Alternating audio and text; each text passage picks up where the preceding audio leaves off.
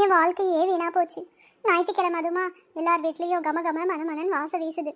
நடக்கிறது, ஓடுறது, மிதக்கிறது, பறக்கிறதுன்னு எல்லாம் செஞ்சு திங்காங்க. நான் மட்டும் இந்த கீரையை பிச்சு பிச்சு தின்னுட்டு கிடக்கேன். நான் இருக்கிற அழகுக்கும் கலருக்கும் தமன்னா மாதிரி இருக்கேன். என்ன எத்தனையோ மாப்பிள்ளை வந்து மாப்பிள்ளை பார்த்துட்டு போனாங்க. கடைசியில் இந்த சொங்கி பயிரமே எனக்கு கட்டி வச்சுட்டாங்க. ஒத்த ரோசா, ஞாயிற்றுக்கிழமை அதுமா கீரையை பிச்சுட்டு உட்காந்துருக்க.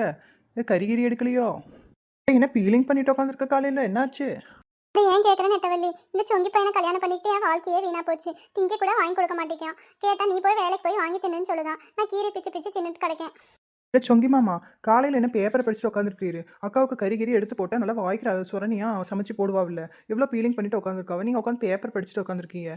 நீ வேற நெட்டவள்ளி, அந்த சொங்கி பையன் எங்கே போய் பேப்பர் படிக்கிறான்? அவனுக்கு கண்ணும் தெரியாது காதும் கேட்காது. இவனை கல்யாணம் பண்ணி வச்சு என் வாழ்க்கையே வீணா போச்சு. பேப்பரில் இருக்க படத்தை பார்த்துட்டு உட்காந்துருக்கா தெரியுதான்னு படத்தை பார்த்து பார்த்து ஒத்து ஒத்து பார்க்கான். அடப்பாவுமே, என்னக்கா உங்கள் வாழ்க்கை இப்படி ஆகி போச்சேக்கா? சொங்கி பையன் மூஞ்சி அடிச்சு பேத்தரணும். அப்போதான் எனக்கு நிம்மதியாக இருக்கும்.